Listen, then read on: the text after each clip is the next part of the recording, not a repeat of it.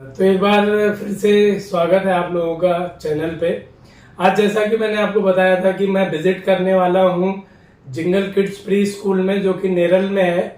जो यहाँ की जिंगल किड्स की फाउंडर मैम है पूनम पांडे जी, उनके पास में बैठा हूँ।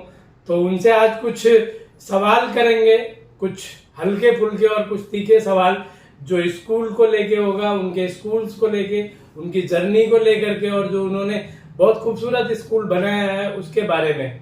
तो शुरू करते हैं बिना किसी देरी के कि अगर आप प्री स्कूल ओपन करना चाहते हैं 2 से 3 लाख में आप स्टार्ट कर सकते हैं। और फिर आप कॉम्पिटिटर आपके कौन से हैं, तो मिनिमम आप, मुझे लगता है 2 से 3 लाख में आपका फ्रेंचाइजी लेके हमें प्री स्कूल का बिजनेस स्टार्ट करना चाहिए या खुद का जो है ब्रांड हमें इसमें एजुकेशन सेक्टर में प्री स्कूलिंग में एक बट के साथ नहीं आते हैं।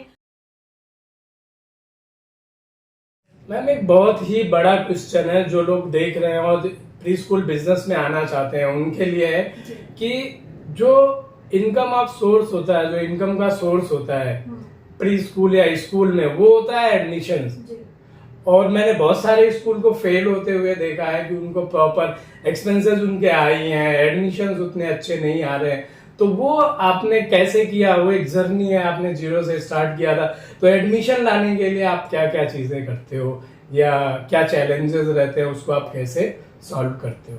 जी देखिए, इसमें क्या करते हैं, इसमें तो कई सारे पॉइंट्स हैं, मैं आपको एक एक करके बताती हूँ। जैसे सबसे पहले है कि आप अगर नए स्कूल हैं, आप ओपन कर रहे हैं, तो लोगों को कैसा, आपको लोगों के पास चल के जाना है, क्योंकि आप एस्टेब्लिश्ड ब्रांड नहीं है, आपको कोई जान नहीं रहा है। तो लोग आपके पास तब चल के आएंगे जब आपको एक बार लोग पहचानने लगेंगे। But at the time of starting आपको लोगों के पास चल के जाना होता है। तो उसके लिए हमने क्या किया कि जैसे मैंने बताया कि पहले मैंने जॉब किया तो हमारे पर्सनल एक्सपीरियंसेस वगैरह भी थे। तो हमने क्या किया, जो कोई हमारा जैसे पैम्पलेट है या हमारी ब्रांडिंग का कुछ भी हमें मार्केटिंग करना है, उसको कुछ पैम्पलेट वगैरह डालना है, तो हमने किसी वेंडर को हायर नहीं किया। वहां पे मैं और मेरे साथ जो मेरे स्टार्टिंग टीचर थे, बीनू टीचर, हम दोनों मिलके हमारे पूरे एरिया को टारगेट किया और हर एक बिल्डिंग में, हर एक फ्लैट में हम पर्सनली गए।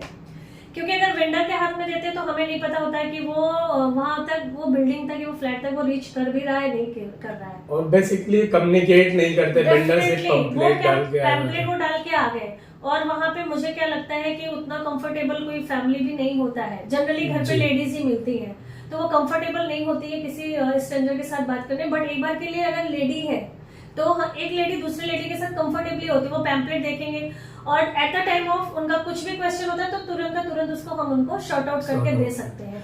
तो ये हमारे लिए बहुत ही बेनिफिशियल। और क्या क्या किया मैम? जैसे अगर आपका साल जो एडमिशन्स बढ़े, उसमें क्या क्या फैक्टर थे जो आपने किया? और वो सबसे मोस्ट इम्पोर्टेंट क्या है? अगर आपका स्कूल रन हो रहा है तो वो सबसे मोस्ट इम्पोर्टेंट क्या है? देखिए, उसमें सबसे इम्पोर्टेंट है क्वालिटी। आप घर घर जाके पैम्पलेट भी दे दिए, आप बड़ी बड़ी होर्डिंग भी लगा दिए, सारा कुछ कर दिए, बट अगर एडमिशन आ भी गए आपके पास, फर्स्ट टाइम सपोज दैट आपने घर पे लोगों के पास जाके पैम्पलेट दिए, लोग आपके पास चल के भी आ गए, बट अगर आपने अपनी क्वालिटी को मेंटेन नहीं किया, आपका जो एजुकेशन है, आपके जो स्टाफ है, जो आपके एक्स्ट्रा एक्टिविटीज हैं, करिकुलर एक्टिविटीज हैं, आपको यानी जो भी आपने पेरेंट्स को प्रॉमिस किया वो आपने प्रॉपर डिलीवर नहीं की, तो आप श्योर शॉट फेल हो जाओगे।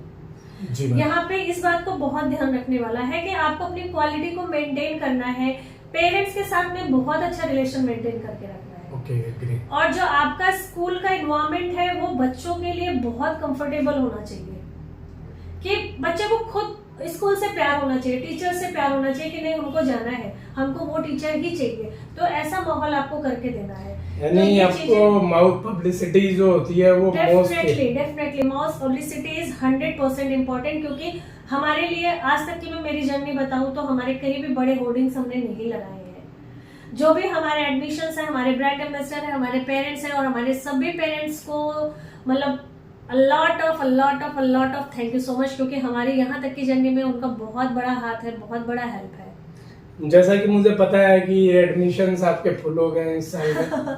जी बहुत एक खुशी की बात है हमारे लिए। और ये टाइम के लिए कहते नहीं कि ड्रीम होता कि अगर आप एक स्कूल रन कर रहे हैं और एक आपका जो स्ट्रेंथ का भी क्राइटेरिया होता है, ऐसा नहीं होता है कि नहीं एडमिशन आ रहे हैं आप लेते जा रहे हैं, वहां पे क्या होता है आप क्वालिटी को मेंटेन नहीं कर पाते। जी, अगला क्वेश्चन वही है मेरा मैम कि एक इस प्री स्कूल में हर एक क्लास में मैक्सिमम स्ट्रेंथ कितनी होनी चाहिए एक टीचर के ऊपर?